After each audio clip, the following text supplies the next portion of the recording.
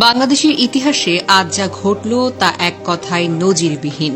সেনাবাহিনী, RAB, police, প্রশাসন সবাই দাঁড়িয়েছিল একজন নারীর পাশে।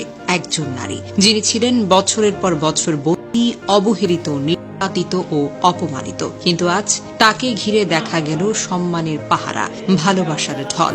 এমন প্রোটোকল, এমন সংবর্ধনা, এমন ভালোবাসা বাংলাদেশে আর কোন রাজনীতিবিদদের ভাগ্যে কি জুটেছে? হ্যাঁ, খালেদা জিয়াকে নিয়ে, যাকে একসময় তার নিজের ঘর থেকে জোর করে বের করে দেওয়া হয়েছিল। চোখের সামনে বুলডোজার চালিয়ে গুড়িয়ে দেওয়া হয়েছিল সেই ঘর। তার ঘরের সামনে মদের বোতল ছুঁড়ে অপমান করা হয়েছিল। এমন অপমান কোনো নারী, কোনো মা, কোনো প্রাক্তন প্রধানমন্ত্রীও কখনো সহ্য করতে পারেনি। মিথ্যা মামলা, বিচারহীন অমানবিক চিকিৎসাহীনতা, সবকিছুর মধ্য থেকে তিনি মাথা নত করেননি। তিনি হারেননি, তিনি অপেক্ষা করেছেন। আর আজ সে অপেক্ষার মূল্য মিলেছে জনতার ভালোবাসায়। আজ খালেদা জিয়ার পাশে দাঁড়িয়েছে জনগণ। আজ তার চলার পথে ছায়া হয়ে দাঁড়িয়েছে রাষ্ট্রীয় বাহিনী।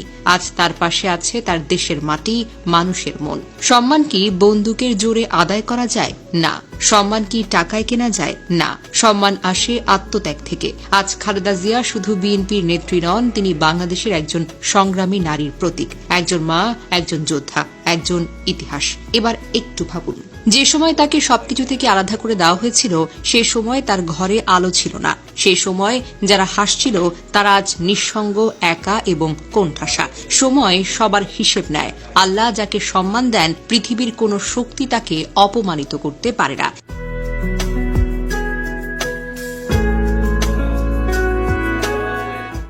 ইতিহাস থেকে জানা যায়, খালেদা জিয়া কখনোই রাজনীতিতে আসতে চাননি। একজন সাধারণ গৃহিণী হিসেবে স্বামী শহীদ প্রেসিডেন্ট জিয়াউর রহমান ও সন্তানদের নিয়েই জীবন কাটাতে চেয়েছিলেন। কিন্তু 1981 সালে জিয়ার মৃত্যুর পর জাতির সংকটময় মুহূর্তে বিএনপির হাল ধরতে গিয়ে তাকে প্রধানমন্ত্রী হতে হয়েছে এবং দলের নেতাকর্মীদের অনুরোধে তিনি রাজনীতিতে আসতে একরকম বাধ্যই হয়েছেন। সেই নারী পরে হয়েছেন দেশের 3 বারের প্রধানমন্ত্রী। দেশের ইতিহাসে সবচেয়ে প্রভাবশালী নারী রাজনীতিবিদদের মধ্যে একজন। মাত্র 46 বছর বয়সী তিনি প্রধানমন্ত্রী হন, যা বাংলাদেশের ইতিহাসে একজন নারীর জন্য একটি যুগান্তকারী ঘটনা। 1991 সালের নির্বাচনে বিজয়ের পর তিনি প্রথম গণভোটে সংসদীয় সরকার ব্যবস্থায় নির্বাচিত হন, যা ছিল বাংলাদেশের জন্য একটি বড় রাজনৈতিক পরিবর্তন। তার শাসনামলে দেশে বহুবার অবরোধ, হরতাল, রাজনৈতিক সংকটের মধ্যেও তিনি সাহসিকতা ও দৃঢ়তার নেতৃত্ব দিয়েছেন। খালেদা জিয়া 2 বার রাজনৈতিক প্রতিহিংসার শিকার হয়ে কারাবন্দী হন। তত্ত্বাবধায়ক সরকার এবং আওয়ামী লীগ সরকারের আমলে সাজানো মামলায় তাকে বন্দী রাখা হয়, কিন্তু বারবার তিনি প্রতিকূলতা মোকাবেলা করে ঘুরে দাঁড়িয়েছেন। জেলে থেকেও তার জনপ্রিয়তা কমেনি, বরং সাধারণ মানুষের মাঝে তার প্রতি সহানুভূতি ও শ্রদ্ধা আরও বেড়েছে। তবে সময় কত নির্মম হতে পারে তা খালেদা জিয়ার জীবনই প্রমাণ করতে পারে। সাবেক প্রধানমন্ত্রী শেখ হাসিনা, যিনি একসময় সবকিছু নিয়ন্ত্রণ করতেন, তিনি আজ নিঃসঙ্গ ও নিস্তব্ধ।